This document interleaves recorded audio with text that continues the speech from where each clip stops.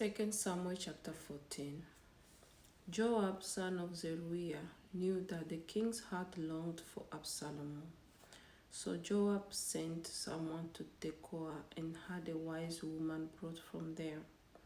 He said to her, "Pretend you are in mourning, dress in mourning clothes, and don't use any cosmetic lotions. Act like a woman who has spent many days grieving for the dead. Then go to the king and speak these words to him." And Joab put the words in her mouth. When the woman from Tekoa went to the king, she fell with her face to the ground to pay him honor, and she said, "Help me, your majesty."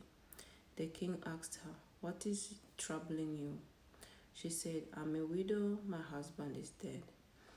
I, your servant, had 2 sons. They got into a fight with each other in the field, and no one was there to separate them. One struck the other and killed him. Now the whole clan has risen up against your servant. They say, 'Hand over the one who struck his brother down, so that we may put him to death for the life of his brother whom he killed. Then we will get rid of the heirs as well. They will put out the only burning coal I have left, leaving my husband neither name nor descendant on the face of the earth." The king said to the woman, "Go home, and I will issue an order in your behalf." But the woman from Tekoa said to him, "Let my lord the king pardon me and my family, and let the king and his throne be without guilt." The king replied, "If anyone says anything to you, bring them to me, and they will not bother you again." She said, "Then let the king invoke the Lord his God to prevent the avenger of blood from adding to the destruction, so that my son will not be destroyed. As surely as the Lord lives," he said, "not one hair of your son's head will fall to the ground." Then the woman said, "Let your servant speak a word to my lord the king." "Speak," he replied. The woman said, "Why then have you devised a thing like this against the people of God? When the king says this, does he not convict himself? For the king has not brought back his banished son. Like water spilled on the ground, which cannot be recovered, so we must die. But that is not what God desires. Rather, he devises ways so that the banished person does not remain banished from him.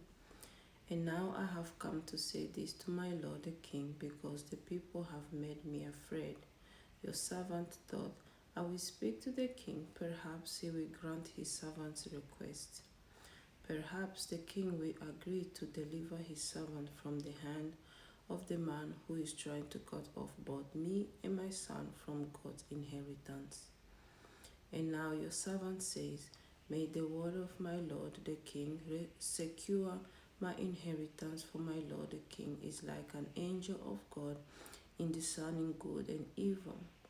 May the Lord your God be with you."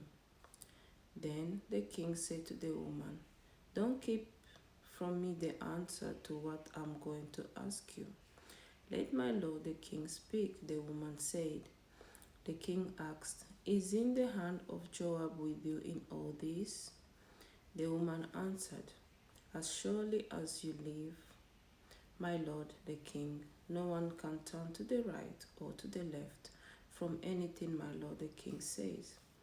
Yes, it was your servant Joab who instructed me to do this, and who put all these words into my mouth of your servant. Your servant Joab did this to change the present situation. My lord has wisdom like that of an angel of God.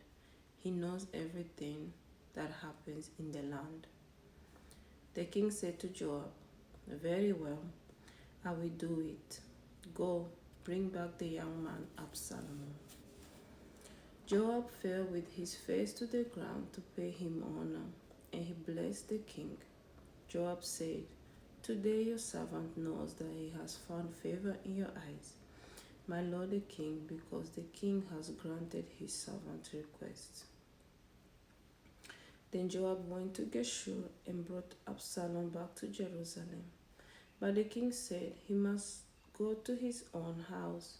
He must not see my face. So Absalom went to his own house and did not see the face of the king. In all Israel there was not a man so highly praised for his handsome appearance as Absalom. From the top of his head to the sole of his foot there was no blemish in him.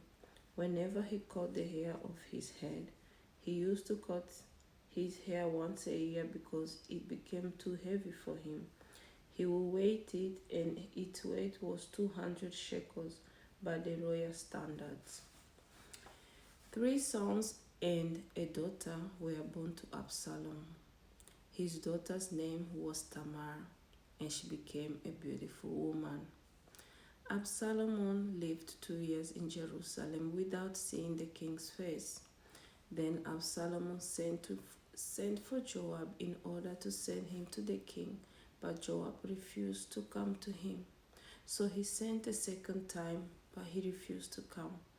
Then he said to his servant, "Look, Joab's field is next to mine, and he has barley there. Go and set it on fire." So Absalom's servant set the field on fire. Then Joab did go to Absalom's house, and he said to him, "Why have your servant set my field on fire?" Absalom said to Joab, "Look, I sent word to you and said, 'Come here so I can send you to the king to ask, why have I come from Geshur? It will be better for me if I were still there. Now then, I want to see the king's face, and if I'm guilty of anything, let him put me to death.'" So Joab went to the king and told him this. Then the king summoned Absalom, and he came in and bowed down with his face to the ground before the king. And the king kissed Absalom